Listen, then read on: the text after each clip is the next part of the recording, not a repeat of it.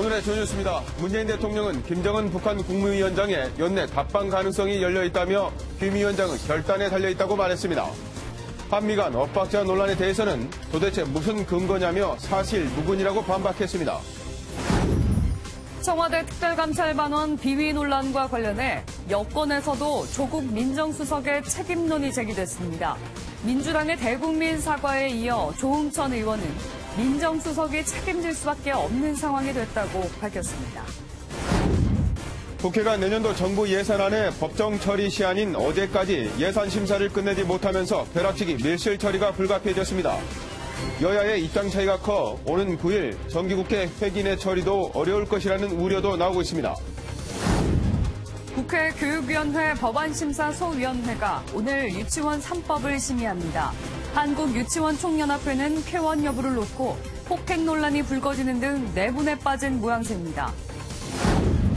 파리 중심가에서 벌어진 이른바 노란조끼 시위가 격화해 폭력 사태로 번지고 있습니다. 불관용을 천명한 마크롱 프랑스 대통령은 긴급회의를 소집해 대책 마련에 나섰습니다. 오늘은 서울 최저기온이 9도까지 오르는 등 전국적으로 포근하겠습니다. 전국 대부분 지역에 겨울비가 내리면서 미세먼지는 점차 해소될 것으로 보입니다. 안녕하십니까. 굿모닝 MBN입니다. 문재인 대통령이 아르헨티나 G20 순방을 마치고 뉴질랜드로 향하는 전용기 내에서 기자간담회를 가졌습니다. 문 대통령은 김정은 위원장이 원하는 것을 이룰 수 있게 해주겠다는 트럼프 대통령의 메시지를 공개했습니다.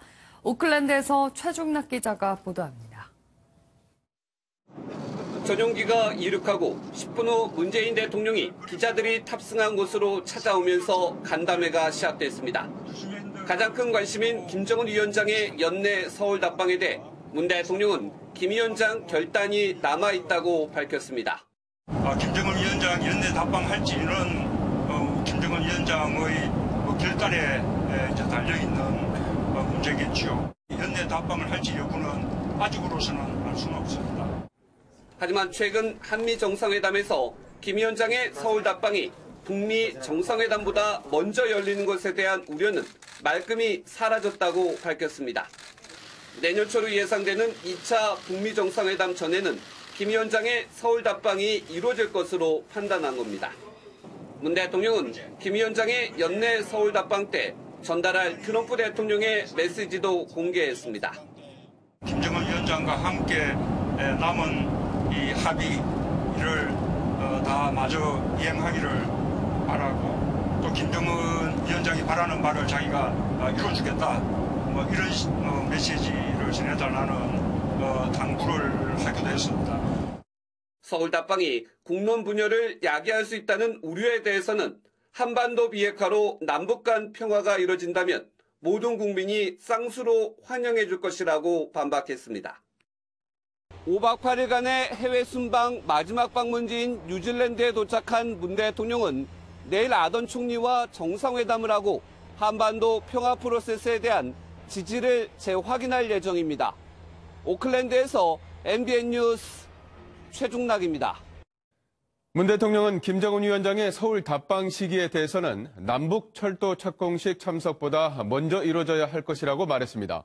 최근 거론된 한미 간 불협화음 우려에 대해선 어떤 근거로 그런 얘기가 나오는지 모르겠다면서 불편한 심기를 드러냈습니다. 노태현 기자입니다. 문재인 대통령은 남북 철도 연결 착공식에 남북 정상이 함께 참여하는 방안에 대해서도 언급했습니다. 착공식에서 김정은 위원장을 만날 구상은 하지 않고 있다면서 약속대로 김 위원장의 서울 답방이 먼저 이루어져야 할 것이라고 강조했습니다. 실제 착공을 한다면 국제 제재에 저촉될 소지가 있어 어떤 일을 시작한다는 착수식 정도만 가능할 것이라고 설명했습니다. 이를 두고 미국과 충분히 협의를 해보려고 한다고도 덧붙였습니다.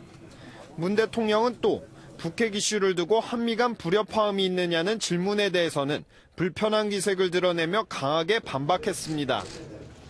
미국과의 불협화음은 근거 없는 추측성 얘기일 뿐이라고 일축했습니다. 그간 미국이 표명해온 철도 연결 사업 등 남북 경협 속도에 대한 우려가 실제와는 다르며 걱정할 수준은 아니라는 겁니다. 그러면서 문 대통령은 지금까지 이뤄진 북한과의 관계 개선 과정에서 미국이나 유엔과 협의하지 않은 것은 없었다고 재차 강조했습니다. MBN 뉴스 노태현입니다. 도널드 트럼프 미국 대통령이 내년 1월이나 2월 2차 북미 정상회담이 열릴 것이라고 말했습니다. 북한 대사관이 있는 아시아 3국이 2차 북미 회담의 유력 후보지로 거론되고 있습니다. 연장현 기자입니다. 트럼프 미국 대통령이 G20 정상회의를 마치고 귀국하던 비행기에서 2차 북미 정상회담의 개최 시기와 장소를 언급했습니다. Well, I think we're going to do one fairly, into January, February. I think we have actually talked about 3 sites we haven't determined. 그렇다면 트럼프 대통령이 말한 2차 정상회담 후보지는 어딜까? 당초 스위스 등 유럽의 중립국들이 거론됐지만 이동 문제 등을 이유로 김 위원장이 부정적 입장을 보인 것으로 알려졌습니다. 이런 이유로 인도네시아와 베트남, 몽골 등 북한 대사관이 있는 아시아 국가들이 유력한 후보지로 떠오르고 있습니다. 인도네시아는 지난 1차 북미 정상회담 당시 조코 위도도 대통령이 직접 유치 의사를 밝힌 만큼 적극적인 입장인 것으로 알려졌습니다. 베트남은 과거 전쟁을 극복한 뒤 경제 발전을 이뤘고 이를 토대로 미국이 북미 관계에서 베트남 모델을 여러 차례 공개적으로 거론하는 등 상징성이 적지 않습니다. 몽골은 접근성 면에서 김 위원장이 육로로 이동할 수 있다는 이점이 있습니다. 이런 가운데 1차 북미 정상회담이 열렸던 싱가포르 센토사 섬처럼 보안이 용이한 하와이나 괌 등 섬에서 개최될 가능성도 제기되고 있습니다. MBN 뉴스 연장현입니다. 음주운전과 근무시간 골프 등 청와대 민정수석실 산하 특별감찰반에 비위 정황이 잇따라 드러나고 있는 가운데 조응천 더불어민주당 의원이 조국 대통령 민정수석 비서관의 사퇴를 촉구했습니다.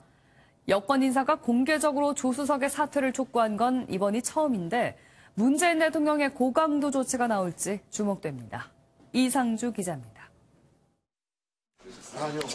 더불어민주당 조응천 의원은 자신의 페이스북에 민정수석에게 현명한 처신이 요구되는 때입니다라는 글을 통해 조국 민정수석이 책임질 수밖에 없는 상황이 되었다고 전했습니다. 이어 먼저 사의를 표함으로써 대통령의 정치적 부담을 덜어드리는 게 비서된 자로서 올바른 처신이라며 조국 수석의 사퇴를 주장했습니다. 여권 인사 최초로 조응천 의원이 조 수석의 거취를 공론화하면서 여권 내 조 수석 책임론은 더 확산할 것으로 예상됩니다. 더불어민주당도 잘못된 부분은 확실하게 도려내고 그에 맞는 확실한 처방을 통해 반복되지 않도록 철저히 되짚겠다며 청와대 특감반 직원들의 비위 의혹에 사과했습니다. 야권 역시 연일 조국 민정수석의 사퇴를 요구하고 나섰습니다. 김학용 자유한국당 의원은 이번 기회에 임종석 비서실장과 탁현민 행정관도 거취를 결정해야 한다고 압박했습니다.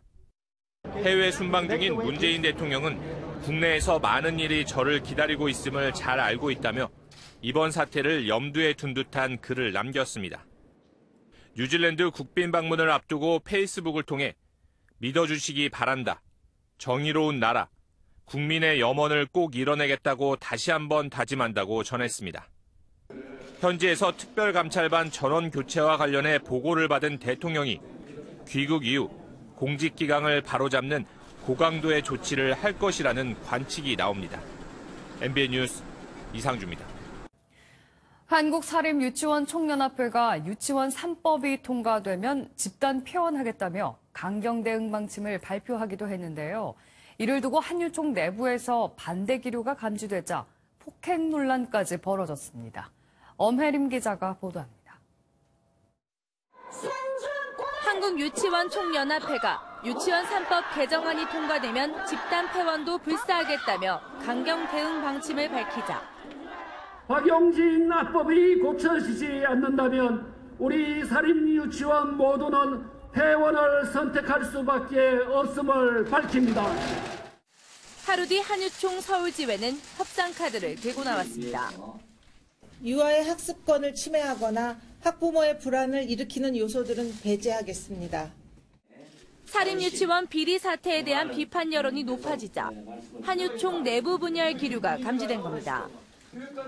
그러자 그제 오후 한유총 소속 회원 여러 명이 박영란 서울지회장이 있던 서울 사무실을 찾아왔습니다. 이들은 한유총의 대정부 투쟁과 엇박자를 내지 말라며 압박했는데 이 과정에서 박 지회장이 쓰러져 입원하는 사태까지 발생했습니다. 폭력이 있었느냐를 두고 양측의 말이 엇갈리고 있습니다. 박 지회장 측은 밀려서 쓰러졌다고 하는 반면 회원들은 박 지회장의 몸 상태가 좋지 않아 쉬러 가던 중 쓰러졌다는 입장인 것으로 전해졌습니다. 박 지회장은 현재 경찰의 신변보호를 요청한 상태입니다. 국회 교육위원회 법안심사소위원회는 오늘 유치원 3법을 심의합니다. 국회는 더불어민주당이 당론으로 채택한 박용진 의원의 개정안과 자유한국당이 제출한 개정안을 병합해 다룰 예정입니다. MBN 뉴스 엄혜림입니다. 프랑스 정부의 율세 인상 계획에 항의하는 이른바 노란조끼 시위가 연일 폭력 사태로 번지고 있습니다. G20 정상회의를 마치고 돌아온 마크롱 프랑스 대통령은 과격한 행동을 좌시하지 않겠다면서도 긴급회의를 소집해 대책 마련에 나섰습니다. 장명훈 기자입니다. 프랑스 파리 중심가인 샤를드골 광장에 연기가 자욱합니다. 노란 조끼를 입은 시위대와 경찰이 대치하면서 쇠루탄과 물대포까지 등장했습니다. 여기저기서 불길까지 치솟으면서 평화로웠던 샹젤리제 거리는 말 그대로 아수라장이 됐습니다.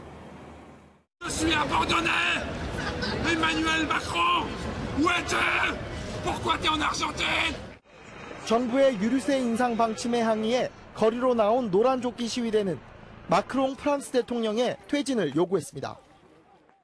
Tous les mal aimés, de tous ceux qui sont laissés à l'abandon, c'est-à-dire la classe moyenne et la basse classe. 시위가 연일 폭력적인 양상으로 번지자 프랑스 정부는 이를 좌시하지 않겠다면서 불관용의 입장을 내놨습니다. 발등에 불이 떨어진 마크롱 대통령은 G20 정상회담을 마치자마자 시위 현장을 둘러보고 총리와 내무장관을 불러 비상대책회의를 열었습니다. 마크롱 대통령은 폭력 시위에 대비해 도시경비를 대폭 강화하고 노란조끼 대표단과 만나 해법을 마련할 것을 지시했습니다. 당초 프랑스 정부는 비상사태 선포를 검토할 것으로 알려졌지만 대통령실인 엘리제궁은 이 회의에서 논의되지 않았다고 밝혔습니다. MBN 뉴스 장명훈입니다. 그젯밤 전남 여수의 한 무인텔에서 불이 나 투숙하고 있던 남녀 2명이 숨지고 11명이 연기를 들이마셔 병원에서 치료를 받았습니다. 당시 이 무인텔에는 50명이 넘는 투숙객이 있었는데요. 하마터면 큰일 날 뻔했습니다. 강세훈 기자입니다. 건물 창문에서 하얀 연기가 쉴 새 없이 피어오릅니다. 갑자기 이 안에 밖에서도 이 냄새가 독한데.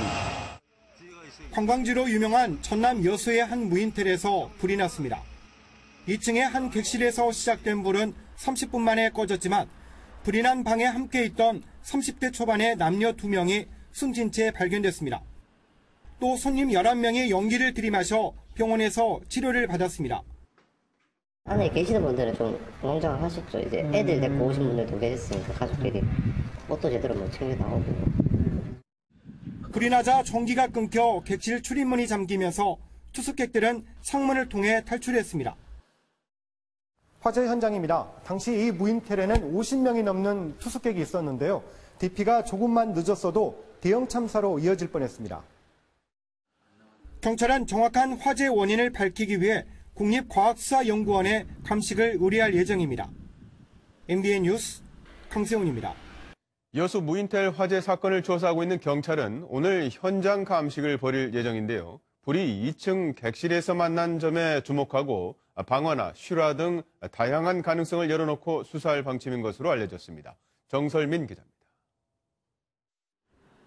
불이 난 무인텔의 객실은 모두 2층으로 이뤄져 있습니다.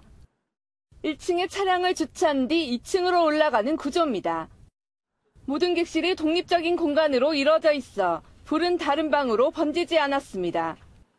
하지만 직원용 복도로 유독 가스가 퍼지면서 많은 부상자가 발생했습니다. 목숨을 잃은 남녀는 그젯밤 9시쯤 방으로 들어가 불이 나기까지 2시간가량 머물렀습니다. 여수 사람이 아닌 두 남녀가 관광을 온 건지 아니면 어떤 이유로 이곳을 찾았는지 아직 확인되지 않았습니다. 두 사람은 어떤 관계인지 좀 나왔나요? 아예 그것도 나온 게 없어요. 주변 가족들은 몰라요. 경찰은 숨진 투숙객 2명의 휴대전화 통신 기록을 확인하는 등 행적 조사에 들어갔습니다. 2층이니까 얼마든지 뛰어낼 수 있는 상황이거든요. 근데 젊은 사람들이 나는 그렇게 죽었다는 게 본인들이 그런 거 아닌가 그런 생각도 들어요. 경찰은 방화나 실화 누전 등 다양한 가능성을 열어놓고 수사한다는 방침입니다. MBN 뉴스 정세민입니다. 지난 9월 도로교통법이 개정되면서 이젠 뒷좌석을 포함한 전 좌석에서 안전벨트를 매야 하는데요. 경찰이 2개월간의 계도 기간을 끝내고 어제 불시 단속을 벌였는데 적발된 사람들은 몰랐다는 변명만 늘어났습니다. 서동균 기자가 취재했습니다. 경찰관이 은색 승합차 한 대를 세우더니 잠시 뒤 차량 운전자에게 벌금을 부과합니다. 몰랐어요. 죄송합니다. 저희가 과태료 3만 원 부과되겠습니다. 주의시킬 게 한 번만 좀 부탁드릴게요. 그건 안 됩니다. 전좌석 안전띠 착용에 대한 2개월간의 계도 기간이 끝나자 경찰이 불시 단속에 나선 겁니다. 적발된 운전자들은 대부분 당황한 표정을 감추지 못했습니다. 면허증 좀 제시해주십시오. 생각도 못했는데. 영업용 택시도 적발됐습니다. 택시에 탈 때 안내방송이 나왔지만 승객들은 안전띠를 매지 않았습니다. 동승자 탔을 때 고지 드렸나요? 네? 내시라고 여기서 내비에서 나옵니다. 40분 정도의 짧은 단속에도 적발된 인원은 7명이나 됐습니다. 안전벨트를 착용한가 착용하지 않은 것에 그 부상의 정도가 확연히 차이가 난다. 다만 자동차의 썬팅 때문에 육안으로는 확인이 쉽지 않다는 게 경찰의 고민입니다.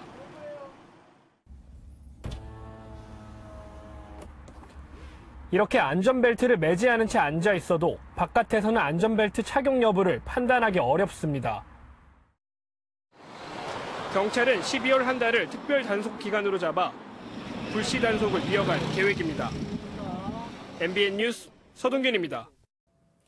서울지하철 9호선이 강동과 송파 지역까지 연장 개통되고 오늘이 첫 월요일을 맞았는데요. 가뜩이나 지옥철로 불리는 9호선에서 출근길이 더 혼잡할 것으로 보입니다. 현장에 나가 있는 취재기자 연결합니다. 이수아 기자, 지금 어느 역에 나가 있습니까? 네, 9호선 당산역에 나와 있습니다. 9호선 구간 가장 붐비는 역 중 하나인데요. 보시다시피 이른 아침부터 출근길을 서두르는 시민들이 하나둘 모여들고 있습니다. 오늘은 서울 지하철 9호선 3단계 구간 지난 토요일 개통된 뒤 첫 월요일입니다. 3단계 구간은 기존 종착역인 종합운동장역에서부터 8개역 9.2km가 추가됐는데요. 주말에는 다행히 큰 혼잡이 빚어지지 않았지만 출근 인파가 몰리는 오늘은 상황이 다를 것으로 보입니다. 서울시는 노선 연장으로 이번 매일 12만 명 정도가 9호선에서 탈 것으로 예측했습니다. 9호선은 이른바 지옥철로 이미 혼잡도가 163%를 넘어섰는데요. 노선 연장으로 혼잡도는 173%까지 치솟을 것으로 보입니다. 또 8개역이 추가됐지만 열차의 하루 운행 횟수는 동일합니다. 때문에 출근 시간대 배차 간격이 최고 1분 30초까지 늘어나 혼잡을 가중시킬 것이라는 얘기도 있습니다. 오늘부터 9호선 이용하시는 이용객들은 출근 서두르셔야겠습니다. 지금까지 당산역에서 MBN 뉴스 이수아입니다. 아르헨티나에서 열린 G20 정상회의에서 미중 두 정상이 내년 1월부터 90일간 추가 관세를 매기지 않기로 합의했습니다.談判 결과를 놓고 양측 모두 만족감을 나타냈지만 무역전쟁이 완전히 종료되기까지 갈 길이 멀어 보입니다. 박통일 기자입니다. G2로 불리는 미국과 중국 두 정상이 참모들과 함께 마주 앉았습니다. 지난 7월 고율의 관세를 주고받으며 시작된 미중 무역전쟁 이후 처음입니다. 이 자리에서 미국은 앞으로 90일간 중국산 수입품에 추가 관세를 부과하지 않기로 했습니다. 중국 역시 미국산 제품 수입을 늘리는 데 합의하면서 양국 간 무역전쟁은 일단 휴전에 들어갔습니다. I think that is going to be a very primary reason why we'll probably ending up getting something that will be good for China and good for the United States. 트럼프 대통령은 이번 회담 결과가 매우 놀라운 합의라며 모든 제품에 긍정적인 영향을 줄 것이라고 말했습니다.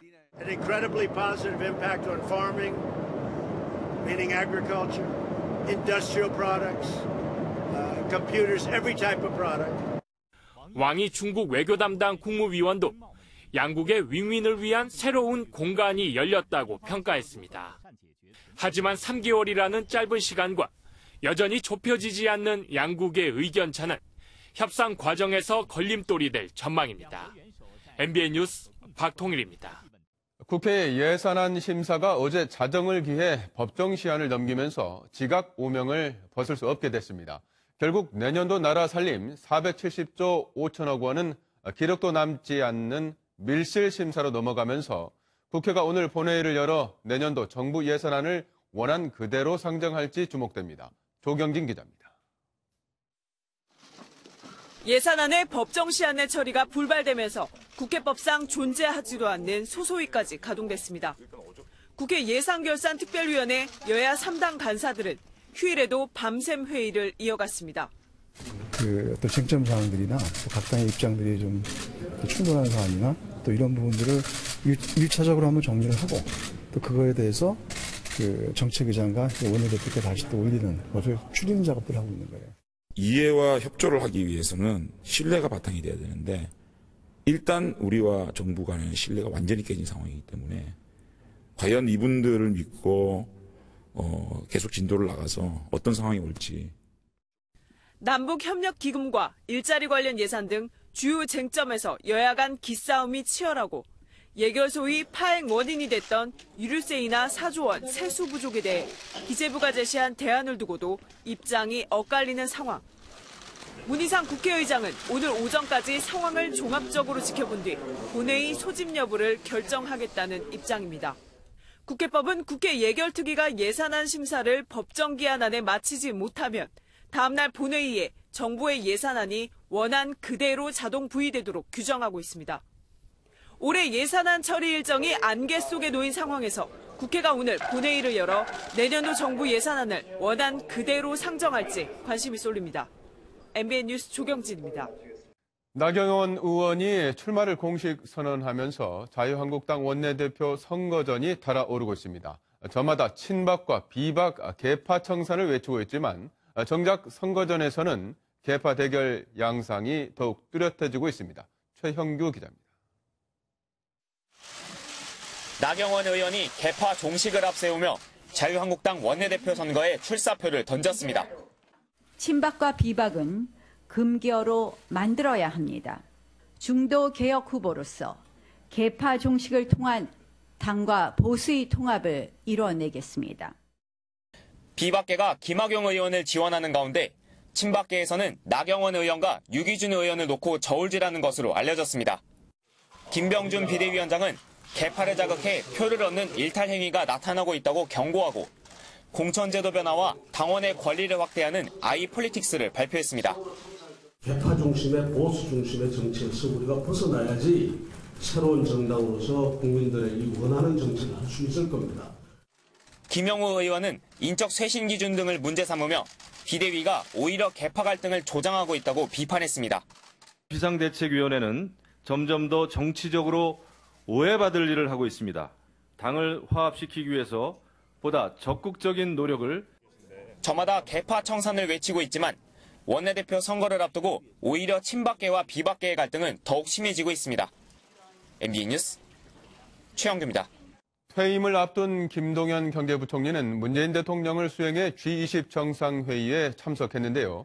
김 부총리는 마지막 고별 브리핑에서 자유한국당에 갈 계획이 있느냐는 질문에 웃음을 터뜨리면서도 퇴임 후 계획은 아직 없다면서 즉답을 피했습니다. 김근희 기자입니다. 퇴임을 앞두고 문재인 대통령의 G20 정상회의 참석에 함께한 김동연 경제부총리. 아르헨티나에서 열린 사실상 고별 브리핑에서 자유한국당엔 가능성을 묻는 질문이 나왔습니다. 이제 자유한국당에서 공개적으로 러브콜도 보내고 있고 부총리님 퇴임 계획에 대해서 다소 당황한 듯 웃음을 터뜨린 김 부총리는 아직 구체적인 계획은 없다고 답했습니다. 이 일이 바쁘다 보니까 제가 퇴임 후에 어떤 계획이라든지에 대해서 생각할 경황이 없었고요. 김 부총리는 그동안 청와대와 소득주도 성장을 둘러싼 갈등을 겪으면서 한국당엔 가능성이 거론됐는데 즉답을 피한 겁니다. 개인적으로는 이번 G20 정상회의와 예산안 통과를 마무리 짓게 돼서 공직자의 한 사람으로서 대단히 감사한 마음입니다.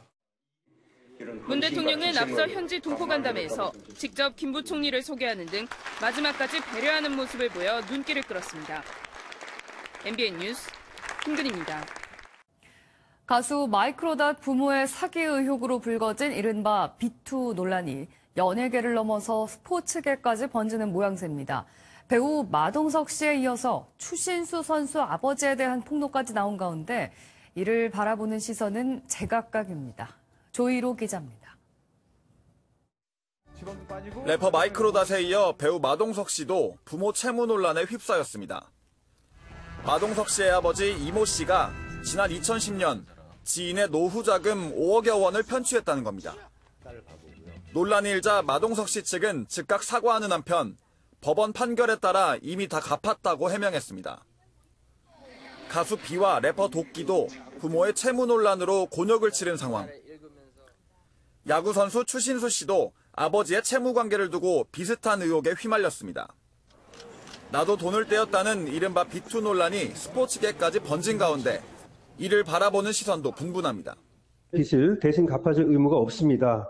그럼에도 불구하고 해당 연예인들을 지나치게 비난하거나 할 경우에 명예훼손죄가 될 우려가 있기 때문에 라고 요구하는 것은 좀 문제가 있고 하지만 정상적인 활동을 위해서라도 어느 정도는 성의를 보일 필요가 있는데 비투라는 단어가 여성들의 사회운동인 미투의 의미를 희석시킨다는 목소리도 나오는 상황. 유명인 가족의 범죄 논란이 어디까지 확산할지 주목됩니다. MBN 뉴스 조희로입니다. 한 업체가 일반인을 대상으로 개의 인공수정 방법을 알려주는 강의를 해서 논란입니다. 의료 관련 자격이 없는 일반인이 직접 개에게 인공수정을 시험하는 실습까지 하고 있었습니다. 김지영 기자가 취재했습니다. 개의 번식을 연구하는 한 업체의 강의실입니다.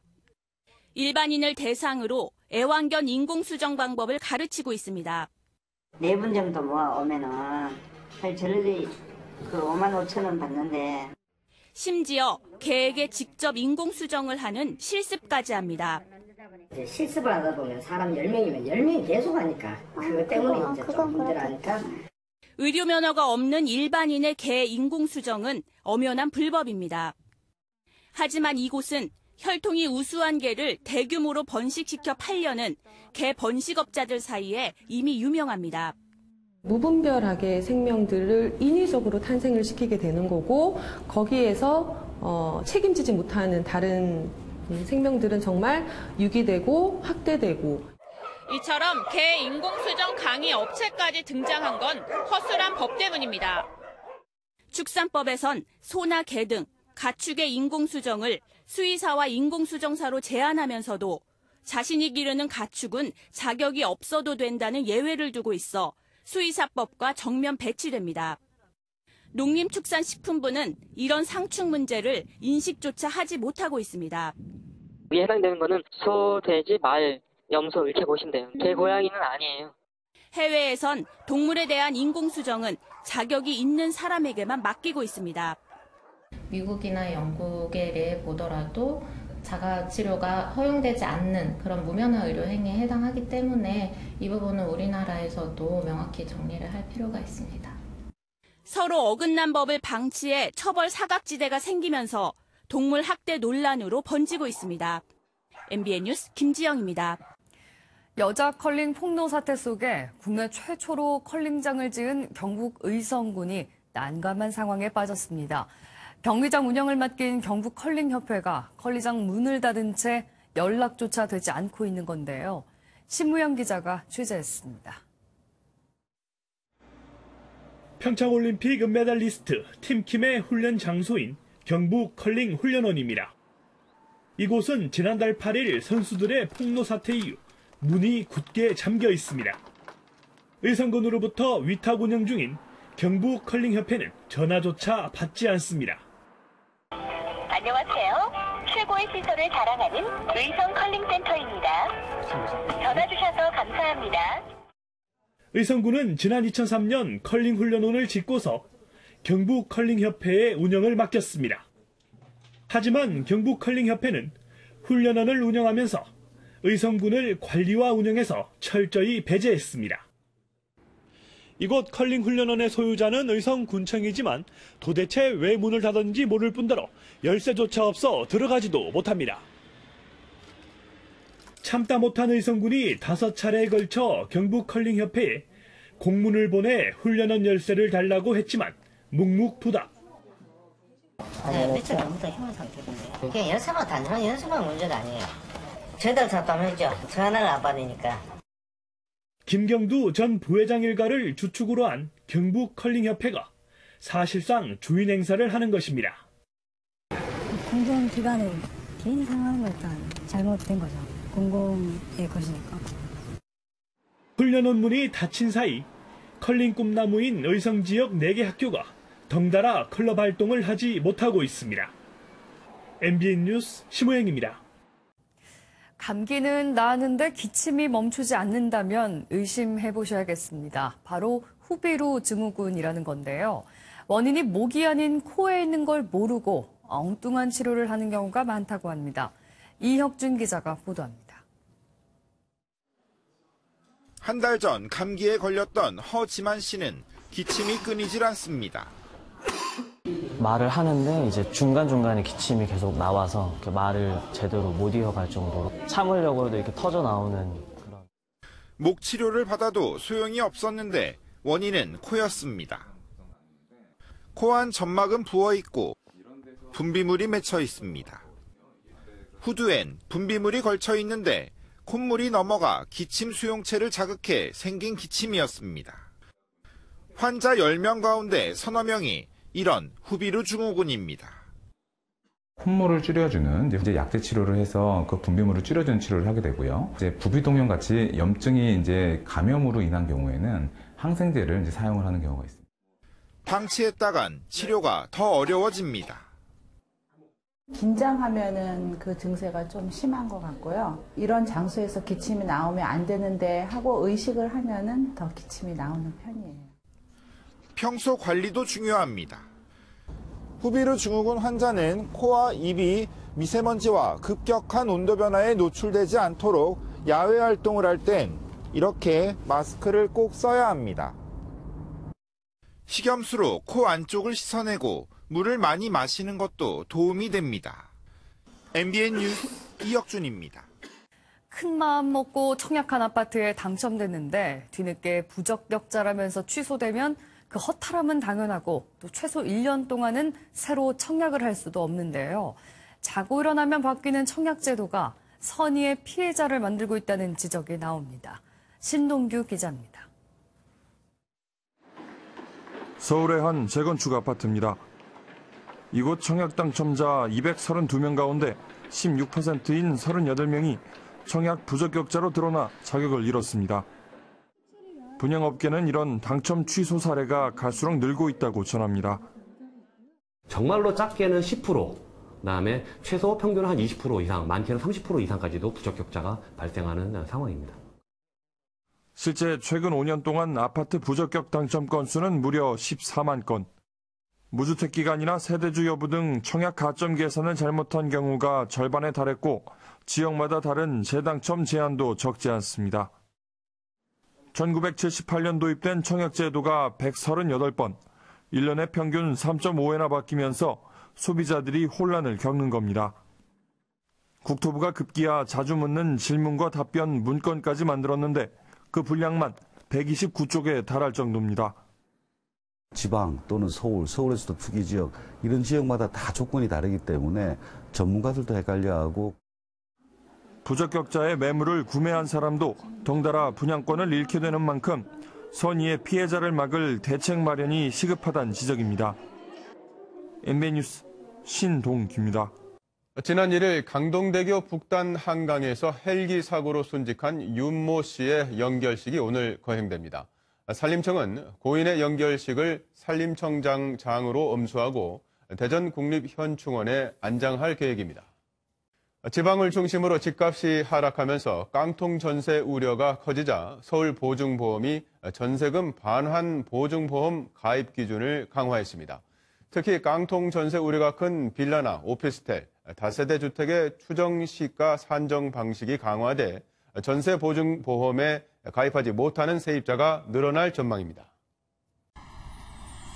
12월의 첫 월요일입니다. 오늘 나오실 때에는 오락가락 내리는 비에 대비해서 우산을 챙겨 나오셔야겠습니다. 지금 전국 곳곳에서 비가 내리고 있는데요. 제가 나와 있는 여의도에서도 약하게 빗방울이 떨어지고 있습니다. 앞으로 전남과 제주도에서는 10에서 50mm, 그 밖에 남부지방과 충청, 영동에서는 5에서 30mm, 중북부 지방에서는 5mm 안팎의 비가 내리겠습니다. 지금 수도권의 비는 3-4시간 뒤면 그치겠지만 내일까지 곳곳에서 오락가락 비가 이어질 전망입니다. 비 덕분에 오늘 공기의 질은 좋음에서 보통 단계를 유지하겠습니다. 다만 그제부터 고비 사막과 중국 내몽골 고원에서 강하게 발원한 황사가 문제인데요. 내일 비가 그친 뒤에는 서해상부터 영향을 줄 가능성도 있습니다. 대기 정보를 꼼꼼히 살펴주셔야겠습니다. 오늘 전국이 흐리고 가끔 비가 오겠습니다. 강원 산지에서는 눈이 내릴 가능성도 있겠습니다. 비는 오후부터 밤사이 소강 상태에 드는 곳도 있겠습니다. 아침 기온은 평년보다 8도에서 12도가량 높게 출발합니다. 현재 서울 9.3도, 광주는 12.8도로 출발하고 있습니다.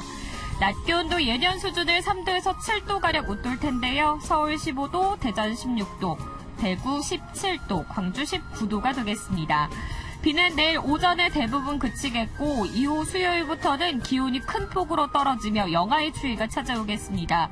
특히 금요일에는 서울의 아침 기온이 영하 7도, 토요일에는 영하 9도까지 곤두박질 치겠습니다. 지금까지 여의도역에서 날씨 전해드렸습니다.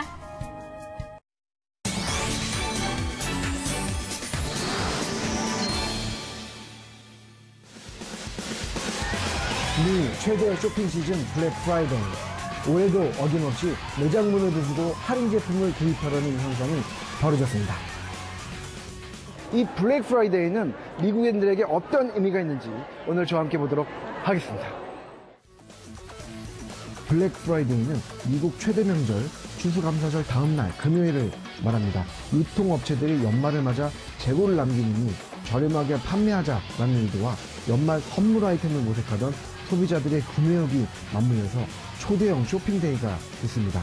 요새는 블랙 프라이데이가 인기를 모으면서 추수감사절 당일 저녁 때부터 쇼핑을 시작해서 다음 월요일인 사이버 먼데이까지 총 5일간의 블랙 위크가 되고 있습니다. 올해 판매 기록은 사상 최고를 기록했습니다. 미 소비자들이 블랙 프라이데이 하루에 온라인으로만 62억 2천만 달러, 약 7조 원어치를 소비한 것으로 나타났습니다. 이는 지난해보다 23.6% 상승한 것입니다. 이렇게 기록적 소비가 벌어진 것은 경기 호황 때문만은 아닙니다.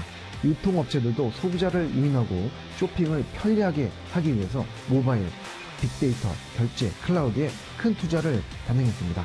클릭 한 번만으로 당일 배송이 가능합니다. 또 온라인으로 쇼핑을 하고 매장에서는 픽업하는 주문 후 수령에도 투자를 아끼지 않았습니다. 유통업체들이 할인 눈속임을 하지 않는 것도 특징입니다. 이 주간에는 50%에서 최대 75%까지 할인을 하지만 시즌이 끝나면 곧 정상가로 복귀합니다. 때문에 블랙 프라이데이가 가까워지면 미국 언론 상당수가 어떤 매장에서 무엇을 얼만큼 할인하는지 또 올해는 무엇을 사야 하는지에 대한 정보를 쏟아냅니다. 좀처럼 할인하지 않는 브랜드도 불풀 때는 어김없이 큰 폭의 할인을 합니다. 쇼핑에 평소 관심이 없어도 쇼핑 사이트에 들어가 보고 쉽게 물건을 찾고 결제할 수 있도록 유인하고 있는 것입니다.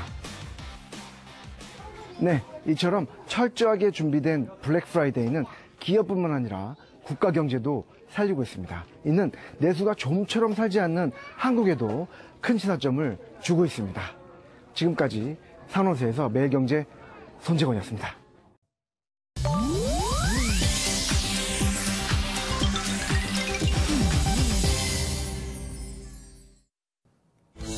인터넷상에선 어떤 소식들이 화제일까요? 인터넷 마글마글입니다. 얼어버린 호수에 꼼짝없이 갇혀버린 사슴이 무사히 구출돼 화제입니다. 미국 펜실베니아주의 한 호수, 얼음 위 사슴 한 마리가 발버둥을 쳐보지만 속수무책인데요. 계속해서 움직여보지만 미끄러지기만 할 뿐 결국 힘이 빠진 사슴은 얼음 위에 주저앉아 버립니다. 그런데 이때 한 남성이 배를 끌고 등장해서 사슴을 무사히 구조하는데요. 알고 보니 사냥꾼이었다는 이 남성. 사슴이 고통받는 모습은 보고 싶지 않았다네요. 우리나라에서 성룡이라는 이름으로 널리 알려진 액션 스타 청능이 자서전을 출간했습니다. 올해 64세인 청능은 자서전을 통해 음주운전과 도박, 성매매 등을 일삼으며 폭력적인 아빠였다고 털어놨는데요. 같은 날엔 유명 외제차를 몰다 2번씩 사고를 낸 적도 있다고 고백했습니다. 2년 전 아카데미상 평생 공로상을 받은 이후 삶의 방식을 바꾸기로 맹세했다는 청능. 왕년의 무용담보단 어두웠던 과거를 털어놓은 그의 고백에 많은 누리꾼들이 관심을 모았습니다. 요즘 미얀마가 새로운 관광지로 떠오르고 있는데요. 미얀마에서 관광을 즐기던 40대 한국인 여성이 일주일 넘게 실종 상태인 것으로 알려졌습니다. 실종 여성은 현지 트레킹을 나선 뒤 유명 관광지 강에서 물놀이를 하다 사라진 것으로 전해졌는데요. 현지 당국과 한국 대사관까지 합류한 가운데 실종 여성을 찾는 데 주력하고 있습니다. 아무쪼록 무사히 돌아왔으면 좋겠네요. 전국 전주에서 남성 2명이 잇따라 숨진 채 발견돼 경찰이 수사에 나섰습니다. 먼저 숨진 남성은 지난달 30일 전주시 효자동의 한 원룸에서 발견됐는데요. 당시 번개탄을 피운 흔적은 있었지만 경찰은 뒤에 숨진 누나의 전 남자친구에게 살해된 것으로 보고 있습니다. 살해한 남성이 범행을 감추기 위해서 스스로 목숨을 끊은 것처럼 위장을 했다는 건데요. 누나의 남동생과 전 남자친구, 이 둘 사이에 무슨 사연이 있었는지는 아직 파악되지 않은 가운데 경찰은 국립과학수사연구원에 부검을 의뢰했습니다. 인터넷 마글마글이었습니다. 다음은 화제 영상입니다. 절대 반지를 찾아 헤맸던 영화 속 반지 원정대. 상황은 조금 다르지만 이 경찰들도 반지 원정대가 따로 없네요.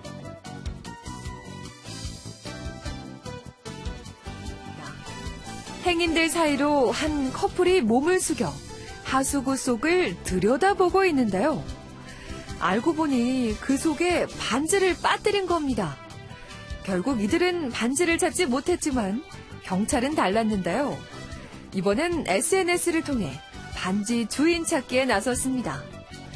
누구라도 이 게시물을 꼭 봤으면 좋겠네요. 현지 시간으로 지난 금요일 미국 알래스카주에 규모 7.0의 강진이 발생했습니다. 하지만 그 어떤 것도 딸을 위하는 아빠의 마음을 막을 수는 없을 것 같네요. 여느 때와 다를 것 없었던 금요일 아침. 하지만 곧 집안이 흔들리고 아빠는 양손에 아이 둘을 챙겨 황급히 빠져나갑니다. 또 다른 가정집. 진동이 감지되자 곧바로 딸을 안고 대피하는데요. 위급했던 상황, 아빠들의 침착하고 빠른 대처가 빛나는 순간이었습니다. 여기 도무지 이해할 수 없는 이상 행동을 하는 사람이 있습니다. 이유를 불문하고 이건 너무 위험하다고요. 미국 펜실베니아의 한 가게 안. 한 여성이 갑자기 불을 붙이기 시작하는데요. 하지만 뜻대로 잘 안 되는지 주변으로 범위를 넓혀갑니다. 다행히 불은 나지 않았지만 정말 위험해 보이는데요. 경찰은 CCTV 영상을 토대로 여성을 쫓고 있다네요. 지금까지 굿모닝 월드였습니다.